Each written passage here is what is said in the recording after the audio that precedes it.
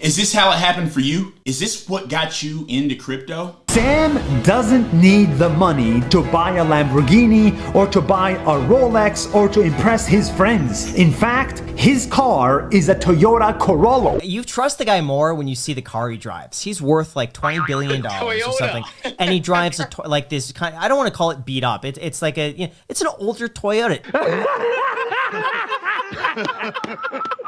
Really proud to stand behind today's sponsor, FTX. They've become the most complete app that allows its users to buy cryptocurrency and NFTs with no fees. This video is brought to you by FTX. Go to metkevin.com/FTX to learn more and sign up to get free crypto every time you trade. I have never taken on a paid sponsorship on my channel. Please use my link to sign up to this credit card. And today I'm gonna buy FTX coin called FTT. That's right, baby. I just bought this truck straight cash. And I got enough cigarettes to last me and my family for the rest of our lives. I'm rich, bitch! 2 hours later.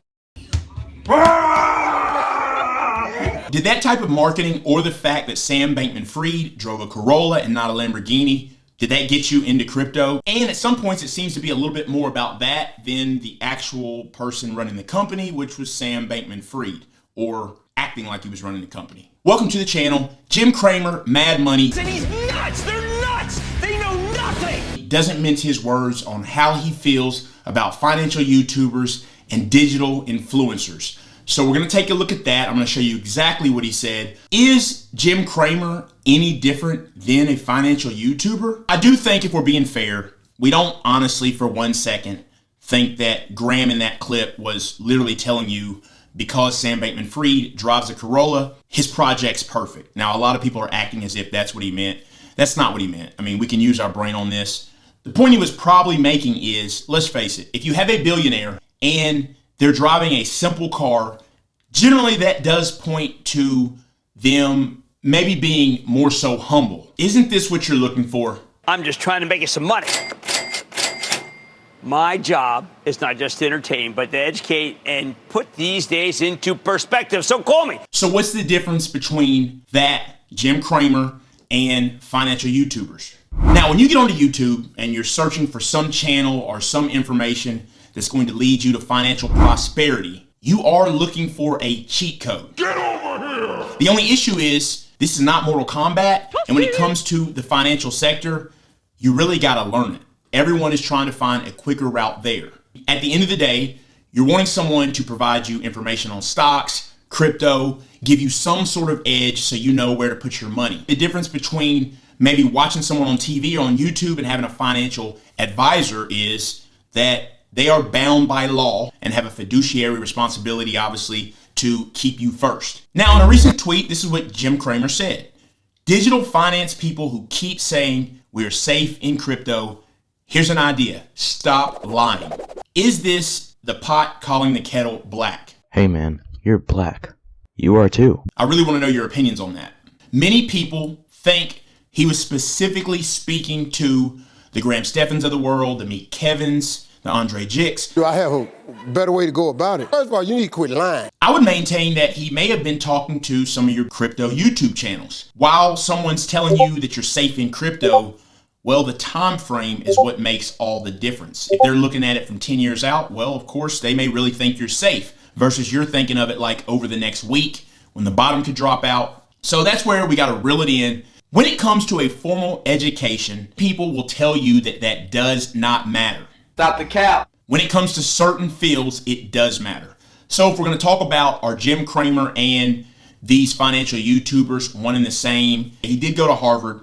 Not only did he get his undergrad there, he went to Harvard Law. So he does have his law degree. He did actually go on to work on Wall Street. I would like to think if you run a hedge fund for 14 years, you probably had some success because I would assume people would pull their money out sooner if not the case. But look, that's not what this is about. We do know Jim Cramer does have some strong backing in the financial sector, and he's tied to a lot of these CEOs and different things like that. So we can't dismiss that. When it comes to these financial YouTubers, on the other hand, it's not there. Now, I don't think you have to have that financial educational background necessarily to be successful, but There are things that you're going to have to learn, and you're going to have to learn the hard way. Only two ways to learn things, the hard way or the harder way. So that's why I'm putting this not only on those financial YouTubers, I'm also putting this on those who listen to what they said. Someone in the comment of some of these videos has mentioned, various videos I've seen, right,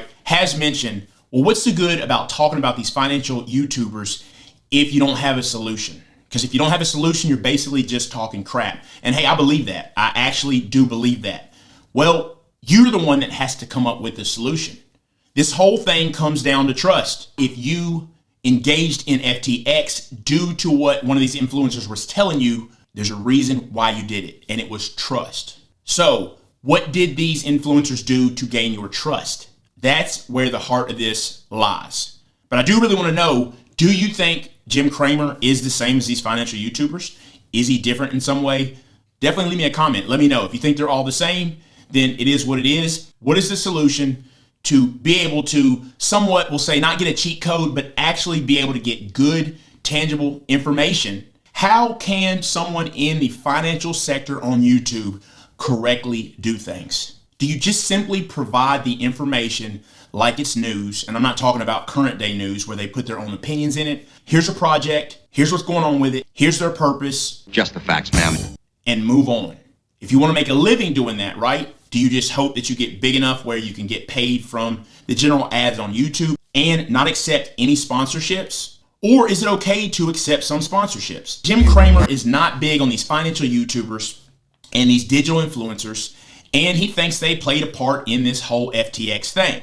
Remember, the network he's on, he's tied to products and different things as well. Is there any difference between getting your stock picks from Meet Kevin versus Cramer? Let me know in the comments. Also, I recently did another video where I talked about who is at fault for FTX and the whole financial YouTube sector and all that's going on. Check that out right here.